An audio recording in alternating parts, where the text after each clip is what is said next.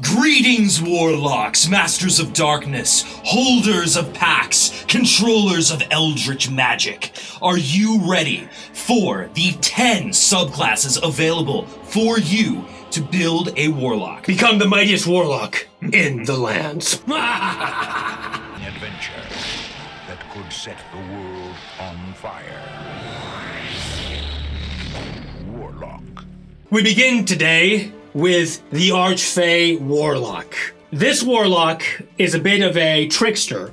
Yes. And it's going to be kind of focused on, well, the Fey realms and utility, I think, is what we're looking at here. So you get the expanded spell list, which you do for all subclasses. Now, particularly with Warlocks, it's important to remember the expanded spell list does not mean that you just get all of these spells. It means that you have the option when you're selecting a spell for your Warlock to take one of these spells. It's an important thing to remember. Correct. And now, what do we get with this? Well, we get some spells, again, that are kind of utility-based. We have Fairy Fire, we have Sleep, we have some dominating spells for monsters and persons. So you're not going to find your power increasing, but more your utility in this case. But what I think brings it down a little bit is the focus here is completely on charming and frightening. Yes. And that's kind of all you do. And it takes your whole action. You can charm people around you, and you can kind of escape. So again, you're just kind of like being a bit of a trickster, right? Yeah. And you're resistant to mind controlling effects. And even at 14th level, all you get is a charm. You get like you can charm a person. Yeah, this one has never really done it for me. I think that there are much stronger options for your Warlock. And I think that the flavor that these abilities provide is something that you can do on your own with any other subclass of Warlock. So or roleplay. Exactly. That's what I'm saying. Yeah, exactly. That's fantastic. So yeah, I would give this probably, I mean, if you're really into the kind of the Fey world and you want your Warlock to be around that and that's a patron you're interested in, okay. For me. Yeah, but I would probably give this, as far as actual usefulness, where all you're going to be doing is spending your whole action trying to frighten somebody and charm somebody and it has very limited effects. Yeah. It's going to get old really quickly. D+ for me. Yeah. All right, moving on. Warlock, the Celestial. Now this is a Warlock subclass. Now this is nutty. This is a nut. So here you have your expanded spell list, which gives you like some of the premier cleric spells. I'm talking about Cure Wounds, which then you can upcast because you, as Warlock, you're casting spells at the maximum level you have. Guiding Bolt, you have Wall of Fire, Flame Strike, Greater Restoration, which that's amazing. So much utility. You don't even need a cleric in this case. And Lesser Restoration. I mean, it's Revivify. Like get out of here. The most get out of here. You're taking it's such an interesting take on the Warlock. And I think that you can build a fascinating backstory about your connection to your patron and perhaps, why is this celestial being like making a pact with you and the intricacies of that. There are so many options with this class. The spells and abilities are going to be more support based, but hell, I mean, the Warlock already has so much firepower that there's no reason that this shouldn't be a top contender, especially if you don't have a healer in your party. Oh, 100%. And if you have a healer, do you need them? Because at first level, you get Healing Light, which just gives you like, at first level, I mean, or whatever, it's 1 plus the Warlock level in like healing words. It's a bonus action healing. So at like 20th level, you have like 21 healing words. That's like 126 points of healing. As a Warlock, you just like bonus action. Every turn you could be like, somebody's down, boom. Healing Light, boom, Healing Light, boom, Healing Light. I mean, it's incredible. That's first level. And you get resistance to Radiant Fire damage. You do extra Charisma damage, which already is your main stat for Radiant Fire stuff. You gain extra temporary hit points on every rest. Every short rest, you gain up to temporary hit points Warlock level plus Charisma, like 25 maybe at the top max level. Yeah. Which then you also give half of those, so your whole party, so you can be giving like 60 to 70 temporary hit points to your whole party. And then at max level, you're also like regaining. You can't even die. You get like your hit points back when you come, like all your hit points back or half of them when you die. I mean, like it has literally everything. You are literally jack of all trades, master of all trades. This is very similar, in my opinion, to the Divine Soul Sorcerer. That's true, yeah. But some people like to play Warlock more, and I love this class. This does it all. It's S rank for me. I'm trying to think of the other ones. Yeah, I feel like it has to be. I mean, it's maybe it's not as powerful, but also we're not looking at just necessarily so much power. Utility. Yeah, and being able to play a Warlock that's a healer, like, yeah, no, I got to give it S rank too. It's It depends on what you want and what your party needs, but I think that this can be just an absolutely insane character. Yeah, maybe A plus, I suppose, if you don't love the flavor as much, but yeah, but it's I mean, in terms of it providing you things that you never would have had access to. Oh, interesting. And you don't want a multi-class cleric because it's wisdom and you're kind of like multi-attribute. So, I mean... Yeah, it's got to be S. Okay. It is. All right, moving on to Warlock the Fathomless. So this is a bit of an Eldritch sort of water campaign vibe here. You get a lot of everything related with water and thunder in that case, like the seas, right? Yeah. You get destroy water, thunder waves, lightning bolts, a cone of cold, which is really strong. You get a big tentacle. You get the big smack tentacle. around in people's faces. Yeah. Even at first level, when you get this, it's just a bonus action to do a tentacle attack for 1d8 damage. It's not super strong. It doesn't scale. It scales a little bit, but not that much. You don't add anything to it. But free bonus, especially at low levels, that's fantastic. Just you're slapping around with the tentacle. Then at higher levels, the tentacle can defend your team with Guardian and do a bunch of stuff. Like that, you get free swimming speed. You communicate with things under the sea. So for a sea campaign, huge. Wow. Huge. We actually have a character that's going to be appearing in Delphqua that's going to be using this as a multi-class. But Delphqua here at Green and Garb are like sea, like Pirates of the Caribbean kind of campaign. Yeah. So if you want. If that's the flavor that you want, you're going to love this. If that's the campaign that you're playing in, you're going to love this. If you're playing your standard dungeon crawl or something where you're not around a lot of water, I think that you're going to run out of juice really quickly in terms of what this is actually giving you. So for me, I'm giving this probably a C+, B-. Yeah, I'd say C+ generally, maybe B- if you're in a water campaign. Yeah. So, yeah. Fathomless. Yeah. Okay, moving on then, we have the Fiend. So this is an original player handbook class. You get cool fire-based effects like Fireball, Fire Strike, Burning Hand, Scorching Ray, right? Yep.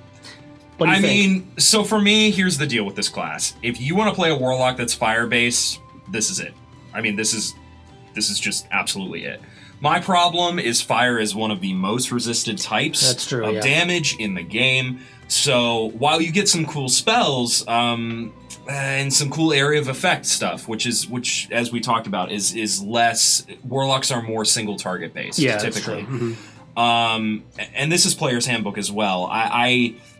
I think it's very strong. I think it's a solid B+, like maybe an A-, but... Really? Because I don't rate it that high. I think it gets very little. Even at first level, you get nothing that's going to help you other than getting some temporary hit points back when you kill a monster. You get resistance to fire. Extended spells are just so good. Yeah, they're pretty good, but they still take your spell slots. That's true. I mean, if the spells are what you're looking for, they do empower your Warlock substantially in that case, but... Going through the first 10th level, 14th level, you get one action to do a pretty strong attack. Where you send somebody down to Avernus, you take 10d10 psychic one time. I don't know. I'd still probably give this like a C+, honestly. Maybe a B-. Okay. Yeah. Okay, yeah, maybe it doesn't. I think it doesn't add as much in its totality in its full kit. It's true. That's true. Yeah? Yeah, but if you want, if you want the classic, I made a deal with the devil. Oh, yeah! That's true. If that is you can literally, if you want to be Hell Rider, this is it. Oh, my God, that's true. This is it. If that's the case, for flavor, I'd put it up higher. Like our Warlock friend was saying over here. All right. So, moving on then, we have Warlock the Genie. This is another flavorful one. You can choose what kind of Warlock is your patron. You can be a Dao, a Genie, and a Free, a Merit, and that's going to kind of affect the element, right? Where it's Earth, Air, Fire, Wind, Heart, Captain Planet. So they get different spells. A lot of them are more utility based, kind of a little more for you. There's Fireball and stuff in there, but then there's also like invisibility, things like that. So what it gives is a little. You get your little. Yeah, it's a little odd. You get that vessel you can kind of hide in. If you're doing like a dungeon crawl, you get faster short rest. So this is good if you're going maybe a long dungeon crawl campaign. And I think the idea, again, flavor wise. I think a genie in a bottle, it's very interesting, but the reality is this class was created for one reason and one reason only, the subclass.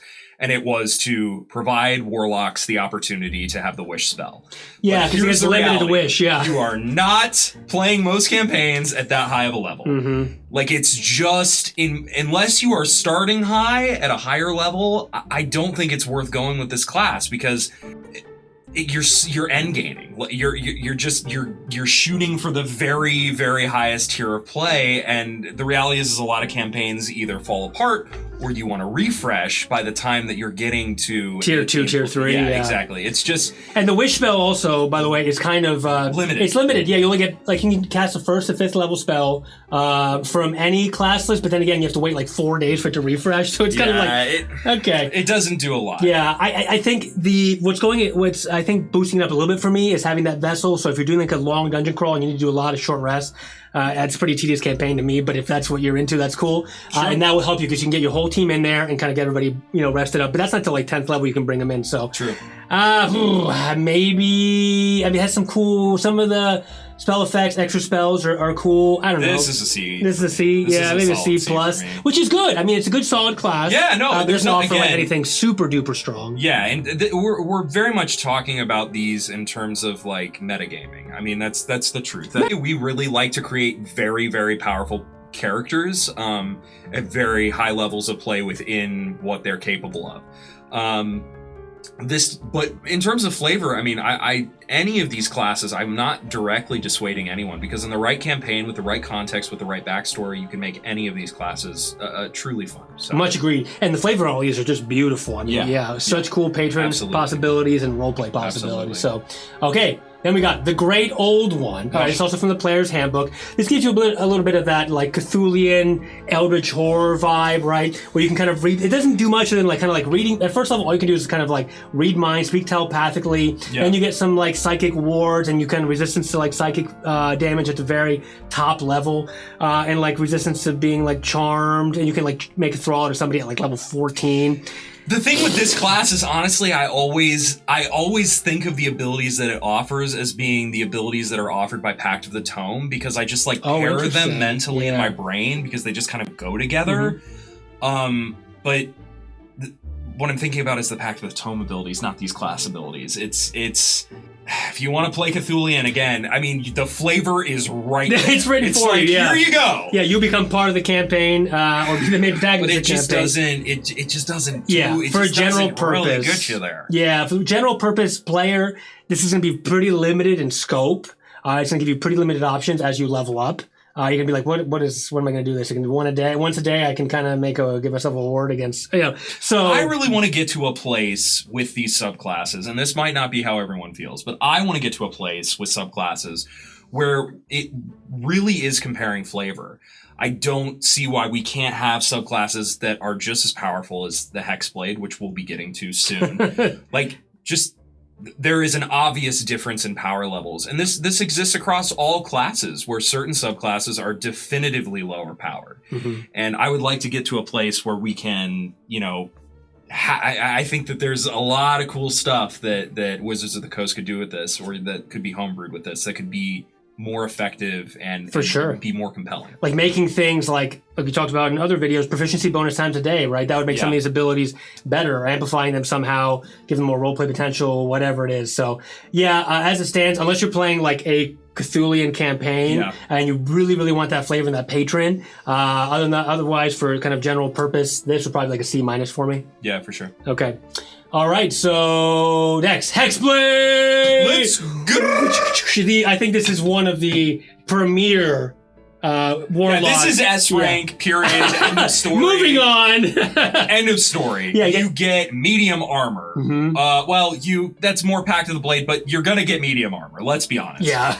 You're gonna get shield, you get smite abilities, you get elemental weapon, you get... It's Cone of Cold. Strongest attack for Warlock. It's so insanely busted. Yeah. Your Hexblade curse puts people in the ground. Like, that is a barbarian level ability where you get the critical hit on a 19 or a 20. Yeah, the champion. It's a fighter subclass ability already baked in. It's just at first level. At first level. Yeah.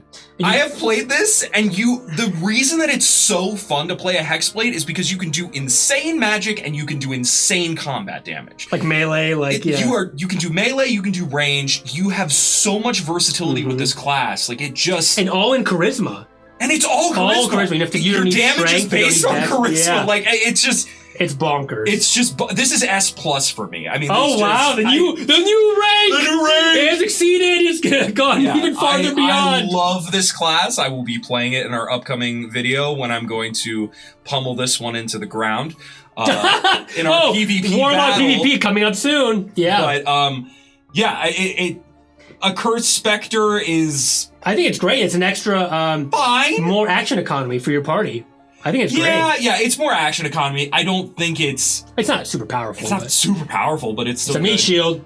You get more hexes. I mean, you are like just built in like extra proficiencies. I mean, it's so You good. do this with Pact of the Blade. You take the right invocations. You're pretty much like just unstoppable. You are the killing Warlock machine. God. Yeah. You will defeat your patron and become. I promise you will have fun playing this class. You just.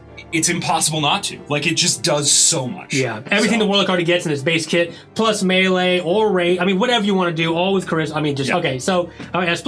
S+. All right. Hexblade, fantastic. Okay, next, the undead. Okay, there's the undead, the undying. I don't know why. It's almost They need like to get rid of one of them. yeah, and just kind of bake them together. Which one is obviously okay, better? I always get them mixed up myself. The undead is obviously better. You get a transformation at level 1. Yes. Using only your bonus action, even your full action, right? Mm-hmm. With this, you can temporary hit points.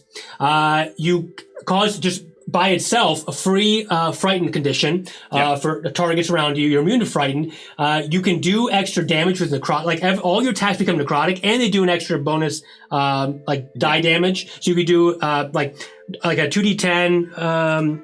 Eldritch Blast becomes necrotic and then becomes 3d10 just because you're transformed. Extra hit points. You can give extra hit points to I think your party as well. When you drop into your hit points, you get back up. And then once you're at 14th level, Spirit Projection makes it so you don't have to fight anymore. You can literally be in a casket, and then your body can fight with resistance to slashing, piercing. Luke at the end of slashing, piercing, and bludgeoning. Just your team is just literally everybody, and you as a Spirit Projection is even stronger than you could be because you can fly around, fire your spell. Yeah, it's incredible. It's It's really fabulous.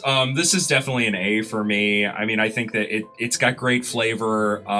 It adds a lot to your toolbox. Yeah. And I love this one. Really cool and awesome roleplay and aesthetic. I mean, the form of dread. I mean, it just sounds cool even just saying that. So, really fun. I give it an A+, actually. If not, let me more see than the spell.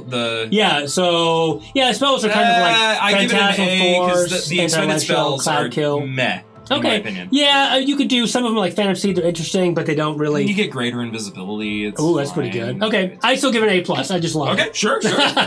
All right, and then we have the Undying, which is like Undead's loser friend. Loser friend. Who's trying to try to be cool. Who's never really made anything of their life. So you get at first level, all you get is Spare the Dying. And undead have trouble attacking you. So if you're in a super undead campaign, just zombie hordes, for the millionth time, this can serve you to some capacity, limited but some capacity. You can kind of ignore. You can come back to life. And 14th level is you can once a day or once a short rest, you can get 1d8 hit points back, and you can if you have a severed body part, you can kind of reattach it. Flavor's interesting, but it's just overall you don't get much compared to the same flavor with the other class, and it's better. Yeah, and a sewing needle. Sewing needle. So yeah. Anyway, it's fine. The flavor's interesting. A zombie campaign again, maybe C. Yeah, C-. It just does nothing. Yeah, it just does nothing. Yeah, overall cool flavor, but that's that. So, all right, this has been all 10 of the subclasses ranked. Yes. Let us know what you think in the comments. Please. But let us know your rankings. Let the community know, what you would do with these classes. Maybe you multi-class them somewhere. Maybe whatever it is. And if you choose anything other than Hexblade, I promise that I won't bash you. Even though you're wrong. We love all Warlocks evenly. Yes, cool. But mostly Hexblade. All right. Thank you for watching, you Warlock patrons. See you soon. See you next time.